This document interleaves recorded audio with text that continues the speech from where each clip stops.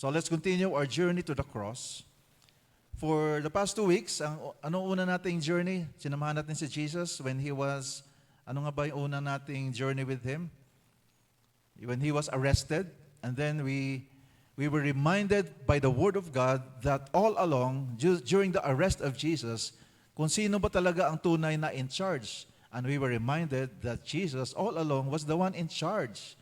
So that gave us the application that here on earth, if we belong to Jesus, you don't have to be afraid of what is happening because God is in charge. We just have to allow God to be the one giving us wisdom. And last week, we were with Jesus during His trial. And all at the same token, we were reminded that actually Jesus was fulfilling His promise to us to be our Savior. That's why He allowed Himself to be humiliated, to be subjected to torture and everything that can be done. Physical, emotional, mental torture, pinagdaanan niya because of His love for you, for each one of us.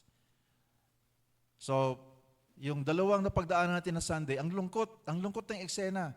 Trinaidor siya ni Peter, ni Judas, kaya malungkot. Pero ngayong Sunday, kung meron tinatawag na Throwback Thursday, ang gawin natin, let's go to a throwback of what happened before Jesus was arrested and went through trial. So balikan natin, what happened on Palm Sunday? Because on Palm Sunday, in our calendar, ang Palm Sunday next week, ano? Pero ngayon, throwback tayo ngayon muna. Balikan natin, what happened between Palm Sunday and Good Friday? Because during Palm Sunday, napakasaya.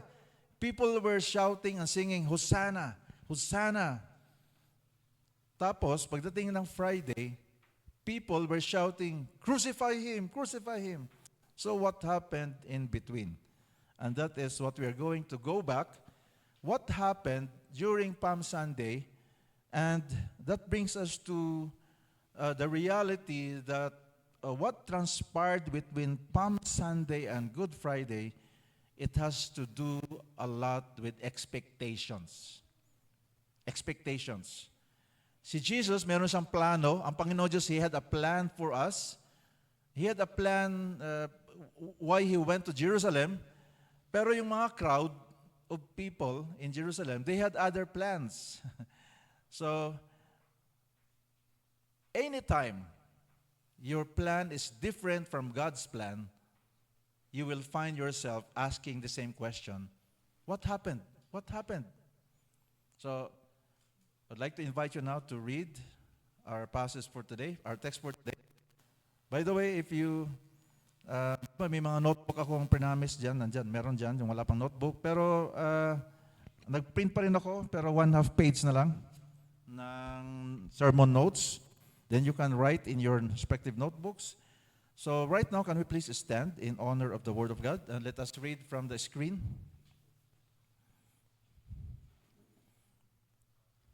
So Matthew chapter 21, verses 1 to 11. Let's begin. As they, pause muna. Yung they dito, Jesus and the apostles. So let's read. As they approached Jerusalem and come to Bethphage on the Mount of Olives, Jesus sent 2 disciples, saying to them, Go to the village ahead of you, and at once you will find a donkey tied there, with her colt by her. Untie them and bring them to me. If anyone says anything to you, say the Lord that the Lord needs them, and He will send them right away. This took place to fulfill what was spoken through the prophet. Say to daughter Zion, See, your king comes to you, gentle and riding on a donkey, and on a colt, the foal of a donkey. The disciples went and did as Jesus had instructed them. They brought the donkey and the colt and placed their cloaks on them for Jesus to sit on. A very large crowd spread their cloaks on the road, while others cut branches from the trees and spread them on the road. The crowds that went ahead of him and those that followed shouted, Hosanna to the Son of David. Blessed is he who comes in the name of the Lord. Hosanna in the highest heaven. When Jesus entered Jerusalem, the whole city was stirred and asked, "Who is this?" The crowds answered, "This is Jesus, the prophet from Nazareth in Galilee." Father, meron pa? Ay, di, wala yan. Wala muna yan. Mamaya yan. Let's pray. Father, we thank you, Lord, for your word. Our text for today, Matthew chapter 21, verse 1 to 11. We are expecting, Lord, that you have prepared something for all of us. I just commit myself to you as your messenger. And for all of us, anoint our ears so that we will be able to receive what you have prepared for all of us. In Jesus' name we pray. Amen. Please be seated. Mga konting trivia. So donkey, yung animal, tapos colt. It's the young, yun ang batang donkey. Nung panahon na yon, it happens every now and then, nagkakaroon ng crossbreeding ang horse at ang donkey. So yun, lumalabas yung ganong species. So, tapos, kaya maraming crowds na hindi kilala si Jesus kasi it was a Passover week. Maraming visitors sa Jerusalem who were there to worship, to visit the temple and worship with the people of Jerusalem. Kaya maraming visitors who claims to be mga Jews, mga Jews, mga Jewish people. That's why there are plenty of people, and that's the reason why some of them are asking, "Who is this?" Kasi first time nilang makita si Jesus because they came from far places. Okay, kanina I mentioned to you about plans. We come up with plans. You have plans, and sometimes we realize yung plano pala natin ay hindi pala yun ang plano ni Lord. Sometimes we learn the hard way. Sometimes, buti na lang, hindi pa natin na-execute, tapos nangusap si Lord, so we change course. But nevertheless, sometimes it happens that your plan, my plan, is different from God's plan. Pero, no matter what we go through, I am sure that God has a wonderful plan for us. Kaya basahin natin yung Jeremiah 29:11. This is very familiar to us. So basahin natin. "For I know the plans I have for you, declares the Lord, plans to prosper you and not to harm you, plans to give you hope and a future." So we always quote this. Sometimes we use this to encourage other people. But how about us? Sometimes it's easier said than applied. I'm speaking of myself as well. I'm a human being, kahit na pastor ako, kahit na alam ko yung mga passages, but sometimes when I'm confronted with the circumstance, the harsh reality, it's easier to quote than really believe it. But this morning, I hope that as we go through this throwback message, what happened between Palm Sunday and Good Friday, we will continue to really conclude that God's plan is the best. Because God's plan might not always make sense. Relate ba kayo dyan? Sometimes the plan of God does not make sense. But in my experience, I believe also that is your experience, His plan is always the best. Yun nga lang, ang challenge, pag nandoon ka sa kalagitnaan ng naisip mong plano. But after some time, you realize, oh nga, His plan is always right. And His plan usually looks quite different from your plan. Is that right? Amen ba? And it turned out na buti na lang yung plan ni Lord ang natuloy, hindi yung plan ko. So maraming beses, kung hindi tayo nakinig sa una pa lang. Kaya nga doon napakagaling ni Lord, yung grace niya is more than sufficient because even if we made the wrong plan, but we will be humble enough to acknowledge before God na, Lord, I'm sorry, inunahan kita, then God will make it better than what we have intended in the first place to happen. Amen, mga LJC family. So that is how our God is. So nagsimula pa lang tayo, no? So tingnan natin, what happened? So yun ang question natin ngayon, and even some of the people during that time. So let's examine first God's plan. Let's go to verses 1 to 5. So as we see in verses 1 to 5, first, Jesus enters Jerusalem. So tingnan natin ano na yung plano ng Panginoon Diyos.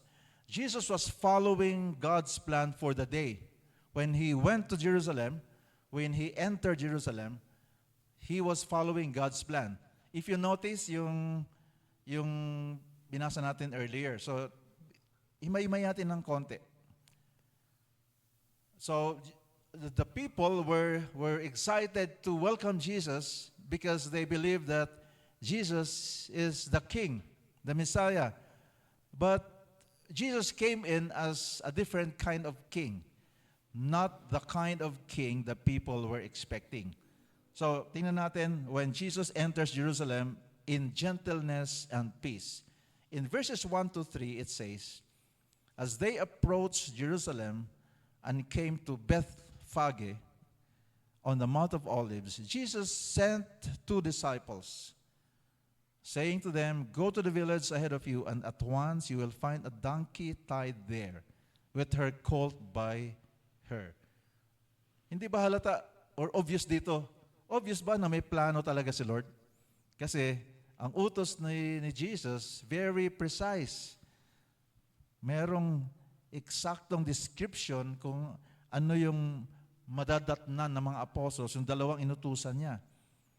Merong isang donkey at meron siyang young na kasama, young donkey. Tapos, untie them and bring them to me. And in verse 3, if anyone says anything to you, tell him the Lord needs them and He will send them right away. So, LJC family, when it comes to God's plan for Jesus entering Jerusalem on Palm Sunday, it's all about the donkey.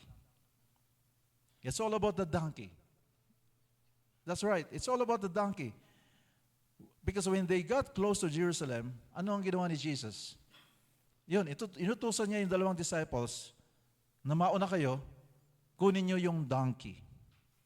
Ganon ka-significant yung donkey. Now, whether Jesus just knew supernaturally that this donkey would be there, or whether He had prearranged with the owners, it does not matter, because the donkey is essential to God's plan here. So, again, Jesus sends 2 disciples to get it. Tapos sinabi niya instructions. You will find a mother donkey with her colt. Tanggalin niyo yung tali, tapos dalhin sa akin. Tapos pag merong magsita, sabihin niyo kailangan ng Panginoon. Tapos ibibigay niya yon. Because the donkey was a necessary part of God's plan. So, maybe you are wondering, what's so important about a donkey? So, tingnan natin. Pansinin niyo where Jesus is standing when He sends the disciples off to get the donkey. They are at Bethphage on the Mount of Olives. Because Bethphage is close to Bethany, where Jesus worked His greatest miracle. Remember the resurrection of Lazarus? Doon nangyari yon sa Mount Olive, sa Bethany, at malapit doon yung Bethphage. This miracle had many people wondering if Jesus was indeed the Messiah. Kasi sino ba yung makapagbuhay ng patay? So there were a lot of speculation, and they were asking, siya ba talaga ang Messiah? Tapos, sa Old Testament, ang Mount of Olives is an important geographical marker when it comes to prophecy about the coming Messiah. So, ganun ka-significant yung place kung nasaan si Jesus nag-utos, kunin nyo yung donkey. nandun sa Mount of Olives, na doon ini-expect ng mga taga-Israel, manggagaling yung Messiah. Doon manggagaling. So up to this point, si Jesus, he has been concealing, he has been hiding the fact that he is the Messiah from the people. So take note, if you read again the Gospels, the 4 Gospels, up to this point, di pa ni Jesus nire-reveal kung sino siya.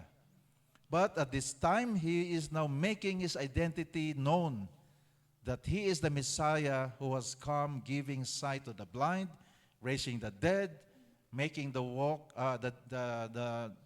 lame walk. And Jesus now is finally revealing himself that he is the king who has come to his people. But he is not the kind of king that the people are expecting. Because the people are expecting a conquering king, just like David, a warrior, para sila ay mapalaya na mula sa Roman Empire. So ngayon, balik tayo sa donkey. Ano ang kinalaman ng donkey dito? Because during that time, when a king rode into a city on a donkey, that was a symbol of gentleness and peace. When Solomon became king, he rode a mule to his anointing. Ano yun? Kamag-anak ng donkey. A conquering king would ride into the city on a war horse, but a king who came in peace rode a donkey or a mule. Jesus presents himself to the people as a Messiah, but a different type of Messiah than what the people were expecting. Jesus has not come to make war, but to make peace, shalom. And so he chooses the donkey. So that's the reason why the donkey is significant at this point. So, ano pa yung nangyari when Jesus entered? Ano pang plano ng Panginoon Diyos? Jesus, according to God's plan, fulfills Old Testament prophecy as we have read in verses 4 to 5. Let's read again. This took place to fulfill what was spoken through the prophet. Say to the daughter of Zion, see your king comes to you gentle and riding on a donkey, on a colt, the foal of a donkey. Galing sa Zechariah chapter 9 verse 9. Yung kinote dito. Yung nasa verse 5, it came from the Old Testament sa Zechariah chapter 9 verse 9. So Jesus was fulfilling his promise, God's promise. Life Journey family. Every time God fulfills his promise, pinapatunayan niya that he is not just a God who makes promises, but someone who keeps it and he makes sure that it happens. So that's proof that he is faithful. Ganyan ang ating Panginoon Diyos. Pag meron siyang pinangako, he will fulfill it. Of course, sometimes lang, ang problema sa atin kasi we do not agree on his schedule. Tama ba? Sometimes, gusto ko, Lord, now na. Nag-promise ka, Lord, but now na. You know what? I have to confess to you, many times in the past when we were going through really difficult times, when it comes to our finances and everything else, si Lord, matayo ko dun sa isang gilid. Lord, I claim it now na. Parang ganun. Kasi my wallet is really bleeding. May hemorrhage ang aking wallet. Kanina may laman, ngayon wala na. It's leaking, Lord. Butas yata. So, but here we are. Ayun, nakatapos ang aming tatlong mga anak. That's why I can really confidently say that God is really good in keeping His promises. Amen? And I believe kayo rin, naranasan nyo na yon. In case lang na you are going through, and still ako rin, meron pang unanswered prayer, that is a powerful reminder to me that, yes, I will continue to stand on God's word and believe that at the right time, according to His schedule, His promise will be fulfilled. Amen? Katulad dito, The people have been waiting for a Messiah for so many years, and then finally Jesus came, fulfilling Zechariah chapter 9, verse 9. The problem nga lang is that the people are expecting another kind of king. But let's punta natin yun mamaya. Dito muna tayo focus sa God's plan. There are also images of the donkey in messianic prophecies even back in the book of Genesis. In your own time, can you go back to Genesis chapter 49 verses 10 to 11? Take note na lang yan. Genesis 49 verses 10 to 11. Check it out in your own time.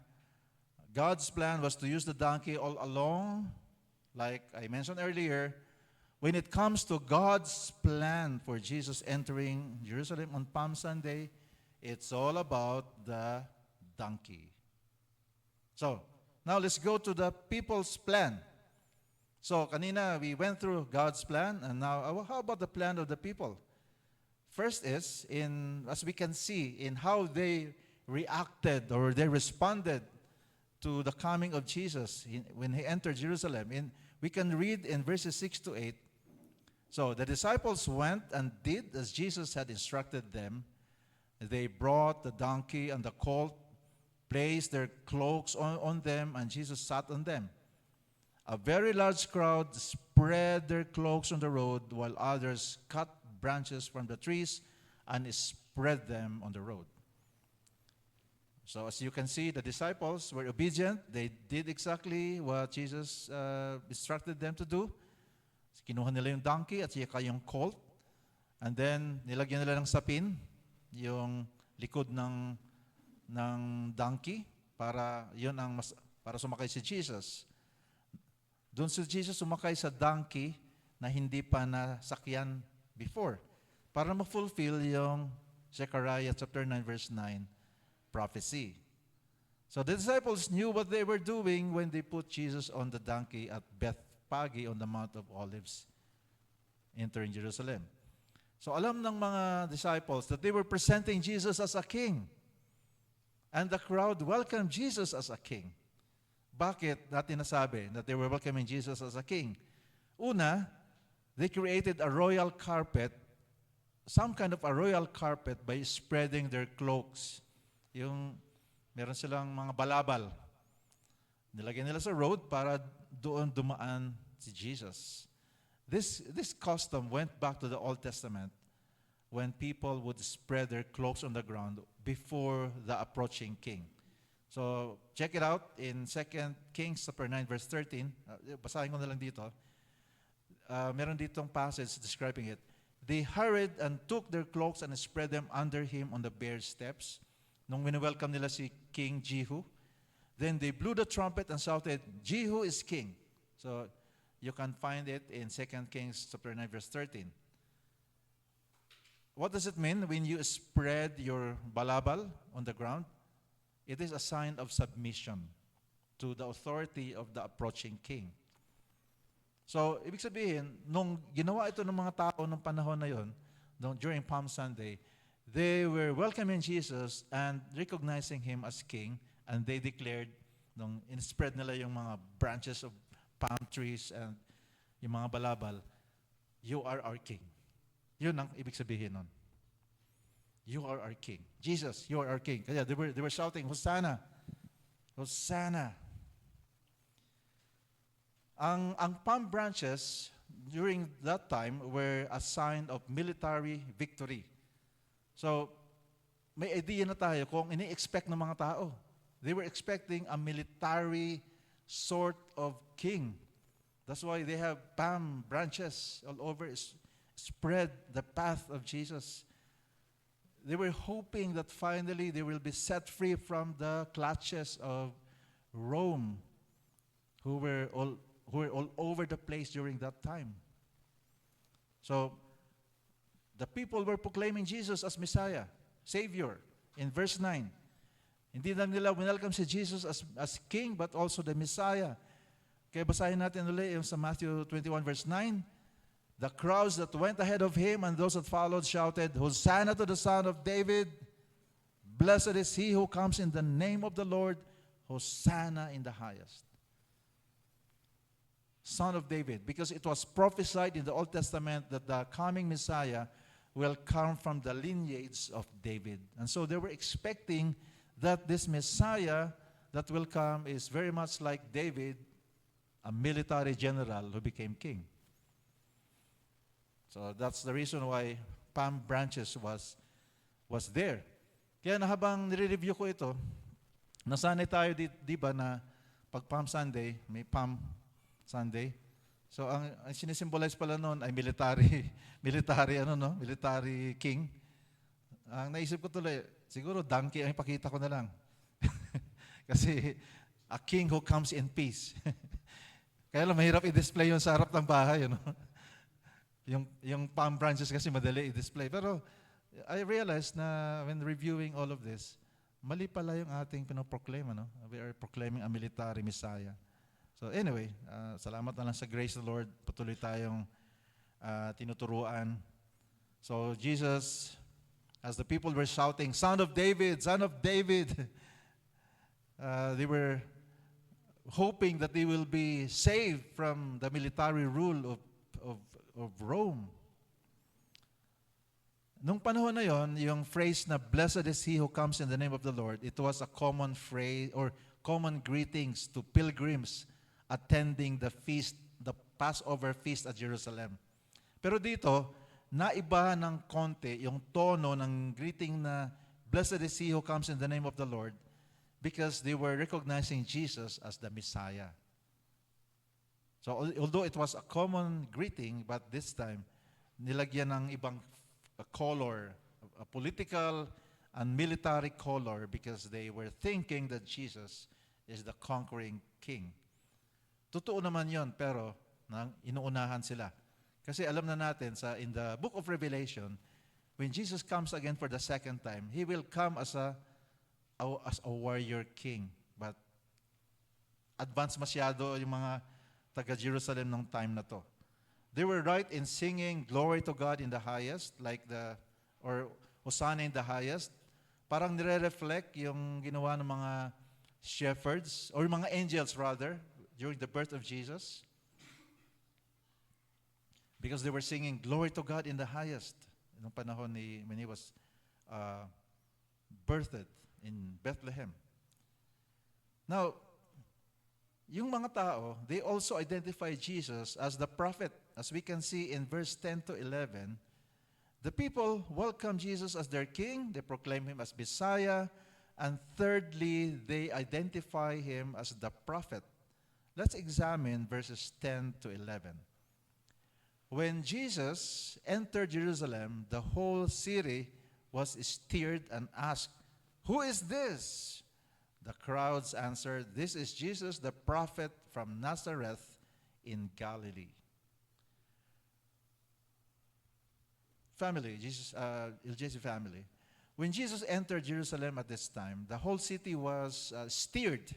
Nagulo lahat ang buong syudad ng Jerusalem.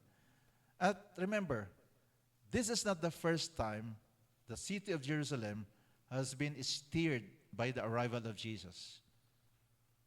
I would like you to remember that it also happened during His birth. Remember when the wise men from the east came to Herod, they were telling Herod, "We are here to worship the king."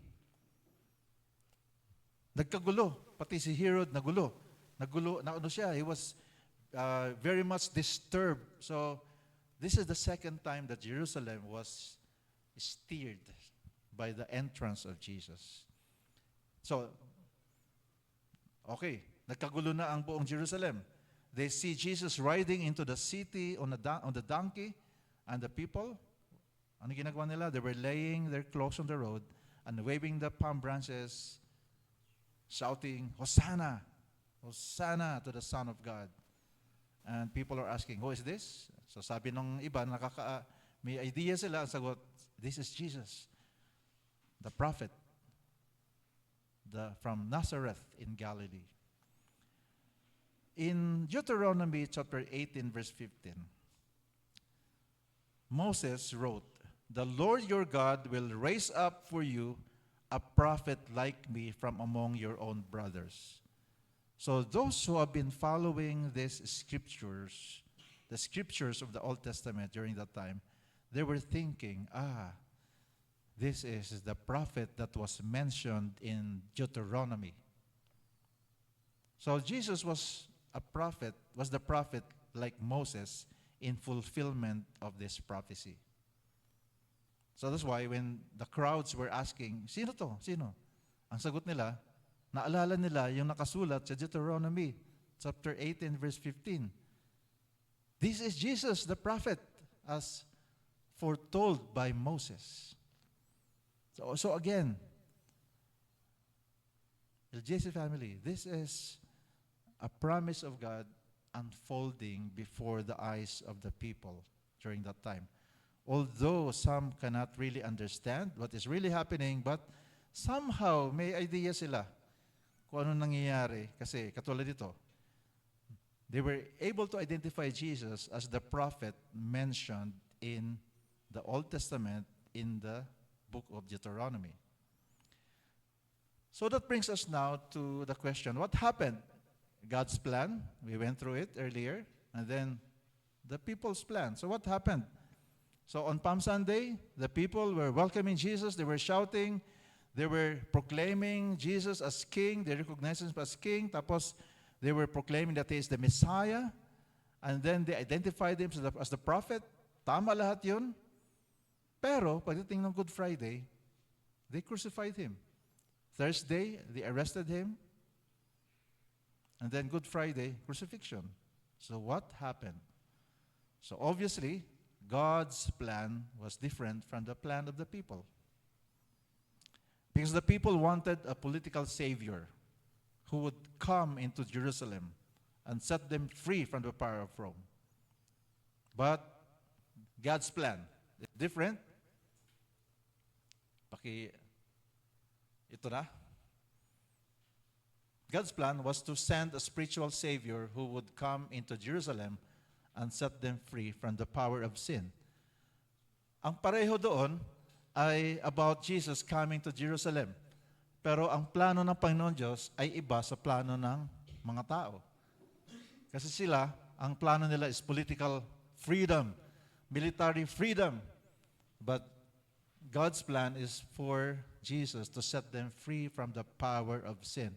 So si Jesus, si Jesus, ang kanyang pinupuntirya, ang pinakaugat ng the power of sin. It's the reason why Rome was there because of sin. The reason why Jerusalem was suffering the consequences of the tyranny of Rome is because of their hard-headedness, their stubbornness. Ayaw nilang makinig sa Panginoon Diyos. Saan nanggaling yung ganong character at attitude? Sin. Sin is missing the mark of God's plan. Sin is intentionally disregarding God's best plan for us. So, kaya si Jesus, inuugat na talaga niya ang pinakaugat, ang kapangyarihan ng kasalanan. Yun ang tunay na magpapalaya sa tao. Remember, God's plan on Palm Sunday was all about the donkey. Jesus came to Jerusalem not in war, but in peace. Shalom.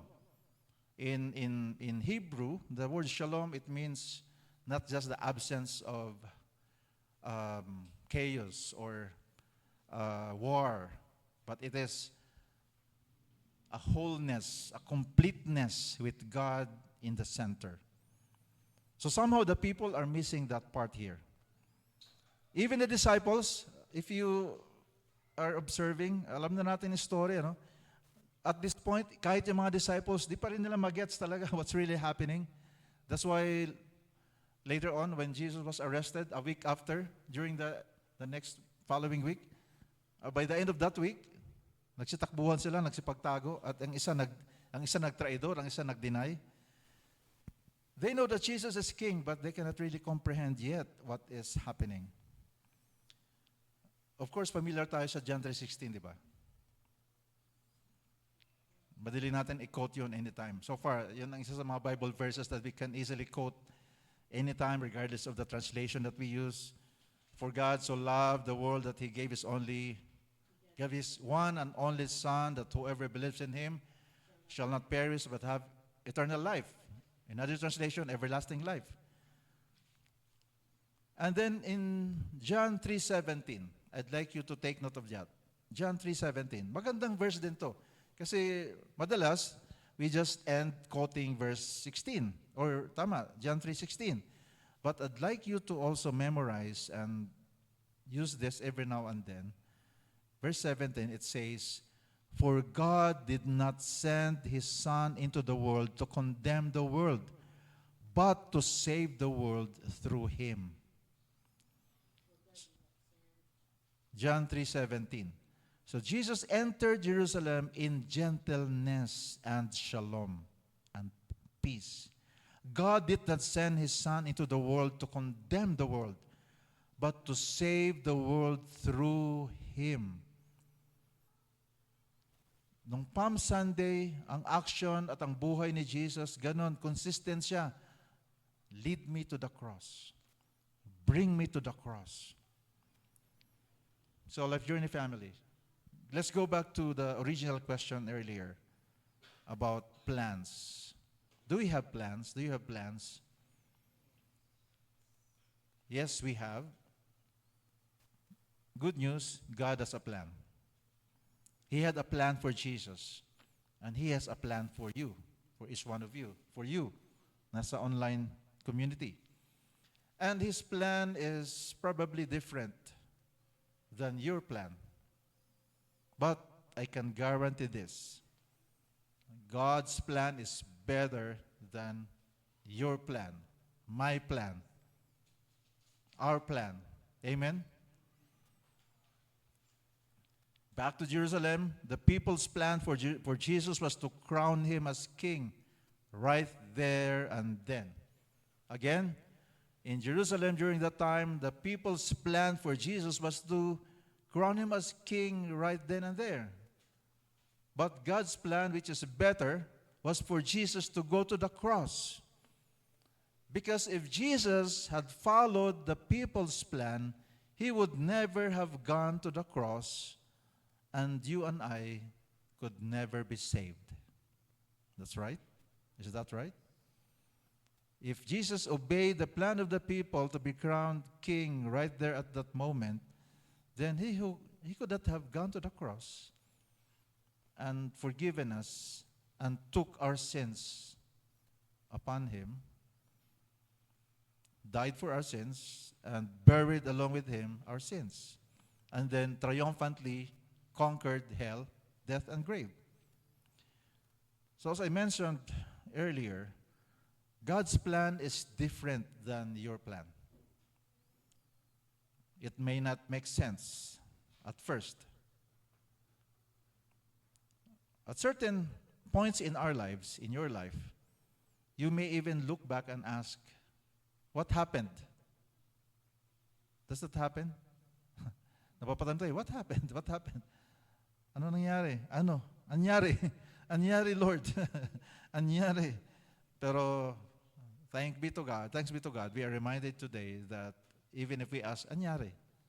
God has the best plan. But ano ang kailangan? You need to trust God and follow it through. Sometimes it's easy to say, I trust you, God. How about ngayon? Today, Lord, I declare, I will trust you. Bukas, pag medyo nag-iba yung panahon, pwede palang hindi na. It happens, di ba? I'm describing myself. Huwag kayong maglala. I'm not describing you. Pero kung kayo yon, then pare-pare pala tayo, di ba?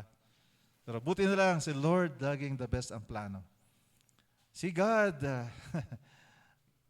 alam na alam niya yung ginagawa niya. At alam na rin niya kung paano tayo mag-behave. Buti na lang ang Panginoon Diyos natin, hindi yung tipong nambabatok, ang tigas ng ulo ni Biyo. Tayo kasi pwedeng kutusan natin sa Tagalog. Naku, ang tigas ng ulo mo. Tayo, may tendency tayo ganun.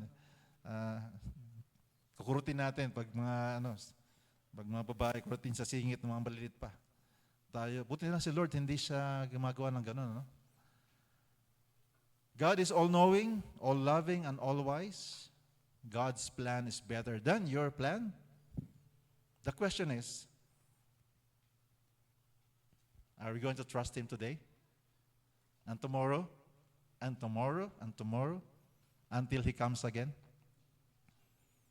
Can we all stand up?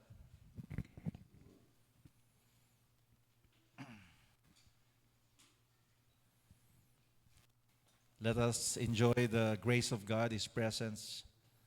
Wala sang balak na batukan tayo. Kaya lang, what happens sometimes when we continue to execute our plans without God in it, we suffer the consequence. Yun ang nangyayari.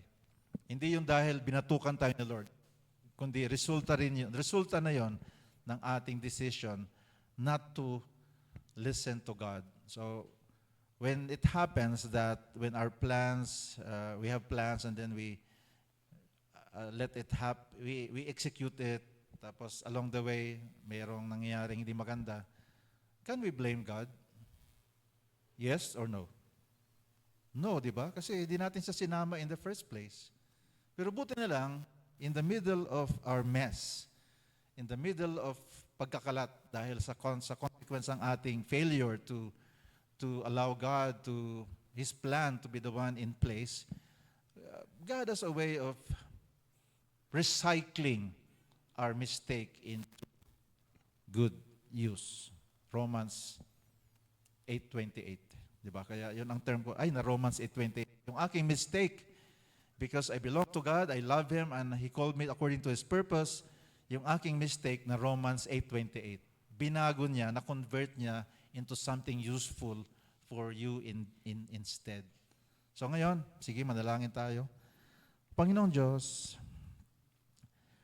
salamat Lord that you have a plan. And like the people of Jerusalem during that time, we also have a tendency, Lord God, to make plans for our lives. At kung minsan nga, pati kayo, pinagpaplanuhan namin, Panginoon Diyos, kung gumagawa kami ng plano kung paano mo sasagutin ang aming mga panalangin, kung paano mo fulfill yung promise mo. Kaya Lord, patawarin mo kami sa mga ganong panahon and that we tend to go ahead from your plan. And so Lord, at that same light, we avail of your grace, Lord, that even if we find ourselves in the midst or in the middle of the execution of our plan that is failing, obviously is hurting us and people around us, we are thankful, Lord God, that you can actually convert our mistake, our mess into purpose.